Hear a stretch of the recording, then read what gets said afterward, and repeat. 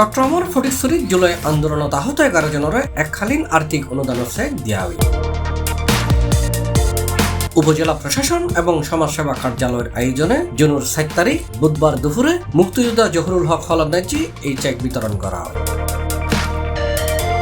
উপজেলা সমাজসেবা কর্মকর্তা রাজীব আচার্যের সভাপতিত্বে চেক বিতরণ অনুষ্ঠানের প্রধান অতিথি আছেন উপজেলা নির্বাহী কর্মকর্তা মোহাম্মদ মুজাম্মেল হক চৌধুরী। কল্যাণ মন্ত্রণালয়ের আওতায় আজকে আমরা ফটিকছড়ি উপজেলার 11 জন আহত তাদেরকে আমরা জুলাই আন্দোলনের সেখানে চেক আসছিল, আমাদের প্রত্যেকের নামে 10,000 টাকার চেক আসছিল, আমরা বিতরণ করছি। আমরা মোটামুটি এখানে উপস্থিত আশেপাশে যারা ছিলেন তাদেরকে সহ উপস্থিত রেখে আমরা বিতরণ করেছি। মূলত এটি হচ্ছে জুলাই আন্দোলনের পরে বিভিন্ন প্রক্রিয়ায় আহতদের তালিকাকরণ করা হয়। আপনারা জানেন যে জেলা পর্যায়ে সিভিল সার্জন মহোদয় ভেরিফাই করে একটা কমিটির মাধ্যমে এটা সর্বশেষ তালিকা। তারা হয়তো বিভিন্ন জায়গায় আন্দোলন করেছেন, যাদের স্থায়ী ঠিকানা ফটিকছড়ি, এবং ফটিকছড়িতে আমরা তাদেরকে আহতদের তালিকা পেয়েছি। অনেকেই বিভিন্ন জায়গায় আন্দোলন করেছেন এবং সেই আন্দোলনে যারা আহত হয়েছেন সরকারিভাবে ভেরিফাই এবং সরকারিভাবে অর্থ বরাদ্দ হয়েছে। এখানে আমাদের উপজেলা প্রশাসনের বিষয়টাতে আমরা শুধু এইটা সমন্বয় করেছি যে তাদেরকে উপস্থিত রেখে তাদেরকে চেকটা বিতরণ করা।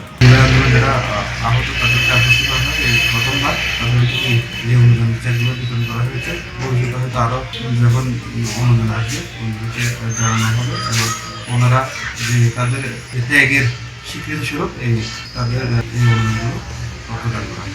এই সময় জুলাই আন্দোলনত আহত 11 জনরে 10,000 টাকা করে মোট 1,10,000 টাকার চেক তুলে দেওয়া হয়। আমি মোহাম্মদ জাহিন জামান। আমি 18 তারিখ জুলাই অভ্যুত্থানে গুলিবিদ্ধ হয়েছি। এখানে আমাদের জুলাই যোদ্ধাদেরকে এখানে আমাদের 11 জন যোদ্ধাকে আমাদের সমাজসেবা অধিদপ্তর থেকে আমাদেরকে একটি চেক সাহায্য করা হয়েছে এবং আমরা এই সাহায্যের জন্য কৃতজ্ঞতা প্রকাশ করছি। অনুষ্ঠানে আরো উপস্থিত আছেন উপজেলা সহকারী কমিশনার ভূমি মোহাম্মদ নজরুল ইসলাম, সমবায় কর্মকর্তা শহীদুদ্দিন ভূঁইয়া, বিএনপি জামাতের নেতৃবৃন্দ সহ ছাত্র প্রতিনিধি।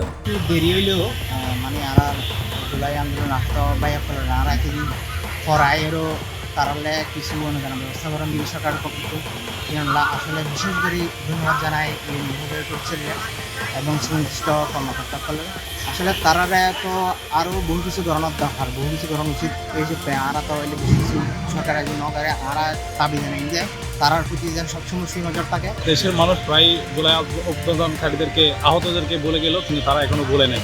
বিষয়টা আমার আসলে খুব ভালো লেগেছে। পাশাপাশি তারাই এতটুকু আশ্বাস দিয়েছে যে এটা আমাদের শেষ না, এটা আমাদের শুরু। Plus TV, Chittagong.